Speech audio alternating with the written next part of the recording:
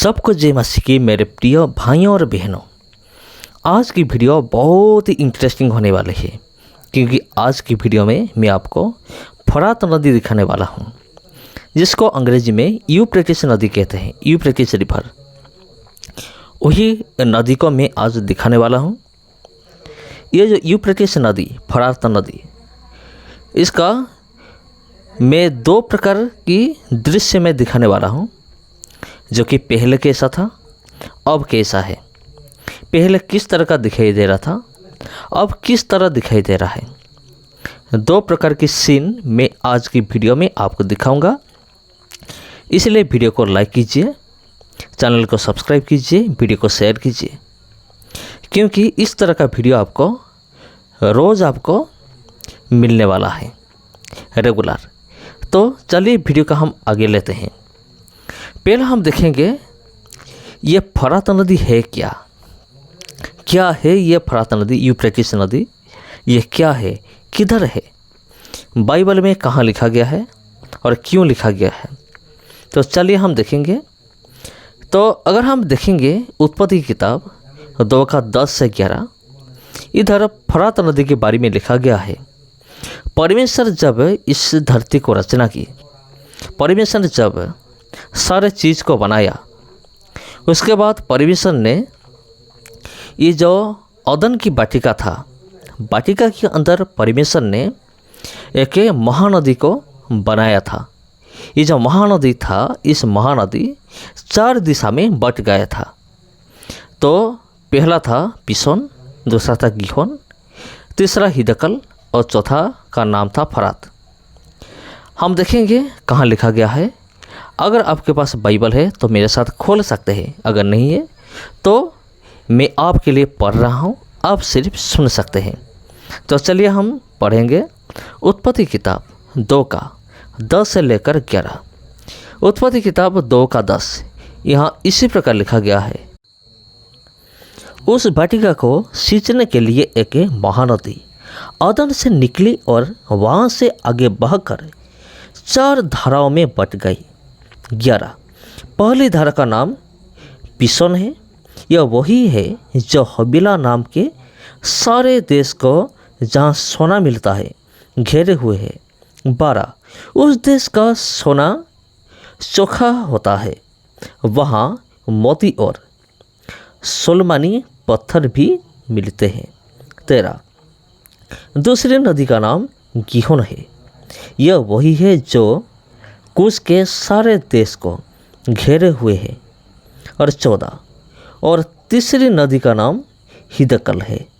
वो वही है जो असुर के पूर्व की और बहती है। और चौथी नदी का नाम फरात है। यहाँ लिखा गया है 14 में, लास्ट में देखिए लिखा गया है और चौथी नदी का नाम फरात है। तो परमेश्वर ने इसी तरह का 4 नदी का सृष्टि किया था जब परमेश्वर ने इस धरती का रचना की थी। तो मेरे प्रिय भाइयों और बहनों, अगर हम इस फरात नदी के बारे में देखेंगे, इसका लंबाई है 1700 माइल और चौड़ाई है 1.7 माइल। तो ये है फरात नदी। इस फरात नदी को लेकर एक भविष्यवाणी हुआ था, जो कि बाइबल में थे। बाइबल में एक भविष्यवाणी हुआ था जो कि प्रकाशित पुस्तक में लिखा गया है, प्रकाशित वाक्य में उसका 16:12 में लिखा गया है क्या भविष्यवाणी हुआ था।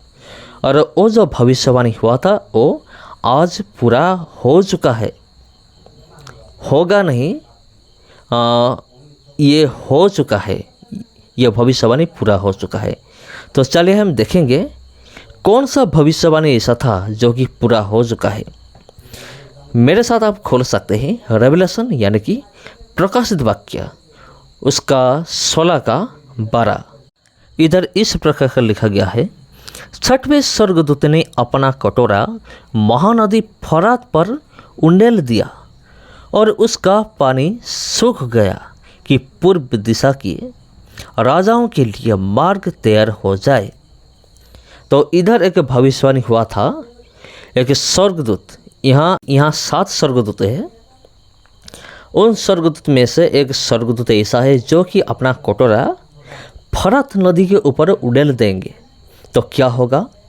फरात नदी का जो पानी होगा वो पूरी तरह से सूख जाएगा। तो मेरे प्यारे भाई और बहनों, आज हम देख रहे हैं ये जो फरात नदी है उसका पानी पूरी तरह से सूख गया है, इस तरह हो गया है। तो पहले ये इस नदी में बहुत पानी था।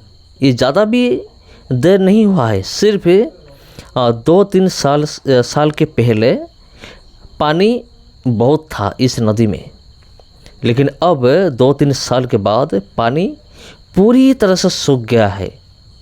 ये नदी पूरी तरह से सूख गया है। ये जो भविष्यवाणी हुआ था ये पूरी तरह से कंप्लीट हो गया है। ये भविष्यवाणी पूरा हुआ है। तो ये जो फरात नदी सूखना ये अंतिम दिन का एक संकेत है हम सब के लिए। तो चलिए हम कुछ बातों को लेकर हम देखेंगे। अगर आप इमेजिन कीजिए, आप इन्वेस्टिगेशन भी कर सकते हैं। 11 सितंबर 2021 में इस नदी में पानी बहुत ज़्यादा था।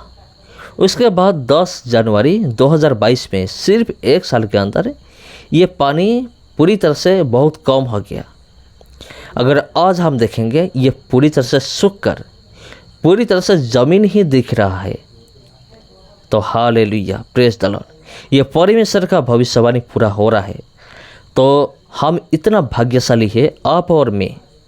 हम परमेश्वर का जो भविष्यवाणी पूरा हो रहा है वो हम खुद सुन रहे हैं। हमारे टाइम में ही परमेश्वर का भविष्यवाणी पूरा हो रहा है। इससे ज़्यादा खुशी की बात और क्या हो सकता है। आज ये फरात नदी पूरी तरह से सूख गया है, क्योंकि रेवलेशन 16 का 12 में जो लिखा गया है, छठवें स्वर्गदूत ने अपना कटोरा महानदी फरात पर उंडेल दिया और उसका पानी सूख गया कि पूर्व दिशा के राजाओं के लिए मार्ग तैयार हो जाए। हालेलुया। तो मेरे प्रिय भाई और बहनों, ये हो चुका है। हमारे लिए खुशी की बात है कि परमेश्वर का वचन पूरा हो रहा है। पूर्वी राजा के लिए रास्ता तैयार हो गया है। आखिर पूर्व की राजा कौन है? तो ये फरात नदी है, जहाँ से निम्रोद ने बाबिलोन की संस्कृति की और शुरुआत की थी। निम्रोद के बारे में क्या आपको पता है? अगर नहीं है तो आप इंटरनेट में ढूंढ सकते हैं निम्रोद कौन है। निम्रोद के बारे में परमेश्वर के वचन में भी लिखा गया है, आप पढ़ सकते हैं। तो मेरे प्रिय भाई और बहनों, फरात नदी सूखना कोई आम बात नहीं है, ये बहुत बड़ी बात है। और ये हम सब के लिए एक चेतावनी है, सबके लिए, आपके लिए, मेरे लिए। क्या चेतावनी है? चेतावनी यह है कि हम जैसे परमेश्वर के पास आए और परमेश्वर को ज़्यादा से ज़्यादा भय करें और उनके शरण में आए, भक्ति करें, उनकी आज्ञाओं का पालन करें। ये तो परमेश्वर चाहते हैं।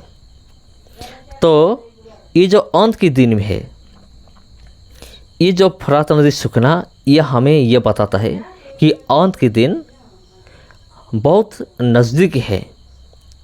कभी कुछ भी हो सकता है इस दिन में। इसीलिए हमें बहुत सावधानी से आत्मिक ज़िंदगी में जीवन बिताना चाहिए। तो मेरे साथ आप में से कौन सहमति है? मेरे बात में आप कौन विश्वास करते हैं? मेरे बात नहीं, परमेश्वर का वचन से जो कुछ मैंने आज आपको बोला है, मेरे साथ आप कौन सहमत है? तो मुझे कमेंट करके बता सकते हैं। यह नदी सूख गया है, जो कि तुर्की, सीरिया, इराक, ईरान से ये जो शुरू हुआ था, ये जो नदी फरात नदी, ये पूरी तरह से सूख गया है। और आज इसका परिस्थिति ऐसा है। और भी एक वचन हम देख सकते हैं, वही रेवलेशन उसका 16 का वचन 13। इधर लिखा गया है, फिर मैंने उस अजगर के मुँह से और उस पशु के मुँह से और उस झूठे भविष्यवक्ता की मुँह से 3 अशुद्ध आत्मा को मेंढक के रूप में निकलते देखा। तो मेरे प्यारे भाइयों और बहनों, ये भी होने वाला है बहुत जल्द। ये जो युद्ध हो रहा है ये एक संकेत है आपके लिए, मेरे लिए। जो अभी अभी मैंने जो पढ़ा यह बहुत जल्द होने वाला है। इसलिए प्रार्थना कीजिए सबके लिए, सभी मसीह भाइयों और बहन के लिए प्रार्थना कीजिए।